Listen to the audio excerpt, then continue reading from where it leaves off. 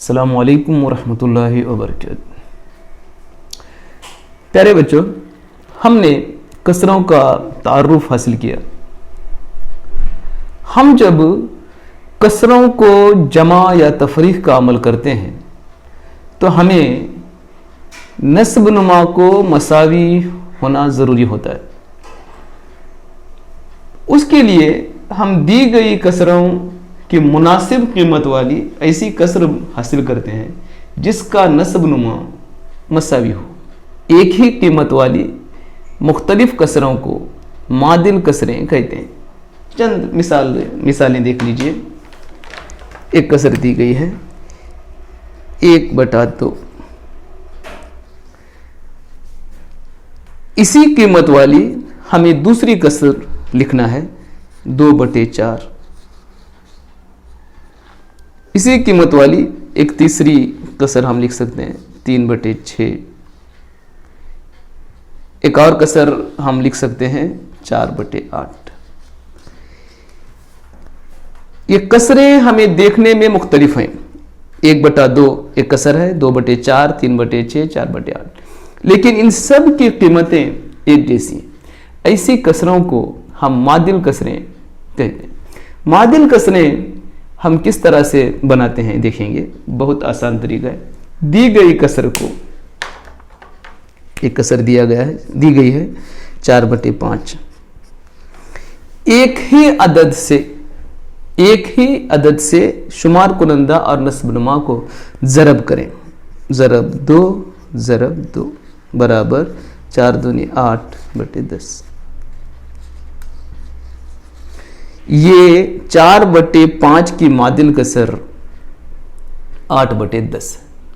मादिल कसरें हासिल करने का एक और तरीका यह है कि हम दिए गए कसरों को एक ही अदद से तकसीम करें। तकसीम 2 बराबर 4/5। मादिल कसर मालूम करने के दो तरीके हैं। एक, दी गई कसर के शुमार कुनंदा और नस्ब नुमा को एक ही आदत से ज़रब किया जाए, या दी गई कसर के शुमार कुनंदा और नस्ब नुमा को एक ही आदत से तकसीम किया जाए। मादिल कसरें हमें जमा और तफरीक के अमल के लिए लाजमी हो जाती हैं, क्योंकि हम जानते हैं कि मुख्तलिफ नस्ब नुमा वाली कसरों को जमा या नफ़ी नहीं कर सकते। एक मिसाल यहां दी गई है। रमेश ने एक मश्क का 2/7 हिस्सा हल किया, जबकि सीमा ने उसका 4/5 हिस्सा हल किया है। किसने कम हिस्सा हल किया, यह हमें मालूम करना है। यह मालूम करने के लिए किसने सब ज्यादा या कम हिस्सा इस्तेमाल किया है, हमें कसरों का मुआजना करना पड़ेगा। कसरों का मुआजना हम उसी वक्त कर सकते हैं जब दिए गए कसरों का नस्ब नुमा या शुमार कुनंदा मसावी हो। अगर नस्ब नुमा मसावी हो तो इसे मालूम करने में बहुत ज़्यादा आसानी होती है। शुमार कुनंदा मसावी होने की सूरत में भी मालूम किया जा सकता है, लेकिन आसान यह है कि हम दी गई कसरों का नस्ब नुमा मसावी करें। कुल हिस्सों की तादाद हमें मालूम हो गई तो लिए गए हिस्सों की तादाद को जहन में रखते हुए हम मुआजना कर सकते हैं। इस मिसाल में हम देखेंगे रमेश ने जो हल किया है 2/7 हिस्सा, सीमा ने 4/5 हिस्सा हल किया। हमें इन दोनों का नस्ब नुमा 5 और 7 है। इन 5 और 7 को हमें एक ऐसे अदद में तब्दील करना है जो इन दोनों से मुकम्मल तौर पर तकसीम होता हो। इसके लिए हम कोई भी अदद ले सकते हैं, 70 ले सकते हैं, 35 ले सकते हैं, या उससे बड़ा अदद भी ले सकते हैं। लेकिन हम छोटे से छोटा ऐसा अदद लेंगे जो इन दोनों से मुकम्मल तौर पर तकसीम होता है। छोटे से छोटा इसलिए लेंगे कि हमें छोटे अदाद के साथ अमल करना आसान होता है। ऐसा छोटे से छोटा अदद जो दिए गए 2 या 2 से ज्यादा अदाद से मुकम्मल तौर पर तकसीम होता है, उसको जू अज़ाफ़ अक्ल कहते हैं, लोवेस्ट कॉमन फैक्टर मल्टीपल कहते हैं, एलसीएम, लोवेस्ट कॉमन मल्टीपल कहते हैं उसको, एलसीएम कहते हैं। इनका हम एलसीएम मालूम करेंगे और एलसीएम मालूम करने का तरीका बहुत आसान है। हमने शशुम जमात में इसको पढ़ा है।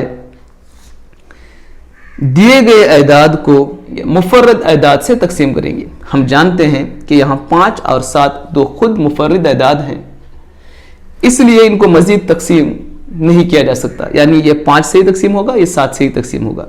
तो इन दोनों को ज़रब करेंगे, 5 ज़रब 7 बराबर 35, यानी 35 वो अदद है जो 5 और 7 से मुकम्मल तौर पर तकसीम होता है। 70 भी होता है, लेकिन 70 बड़ा अदद है, इसलिए हम छोटे से छोटा अदद लेंगे जो दोनों से तकसीम होता हो, जिसको हम एलसीएम कहते हैं। अब हमें वो अदद मिल गया है। अब इनको मादिल, इन कसरों की मादिल कसरें बनाएंगे जिनका नस्ब नुमा एकसा हो, यानी 35 हो।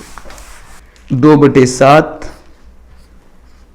और 4/5 है, इनकी मादिल कसरें हमें बनाना है।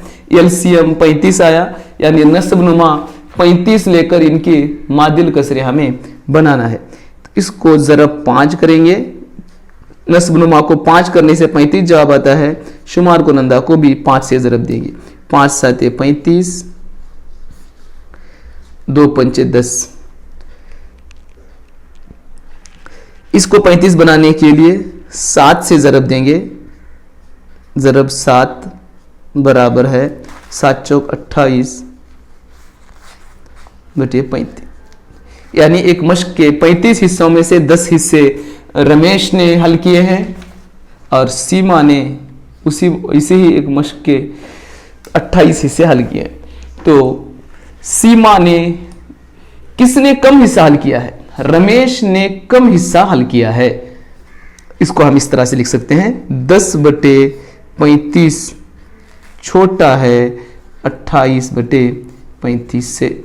रमेश ने कम हिस्सा हल किया है और सीमा ने ज़्यादा हिस्सा हल किया है।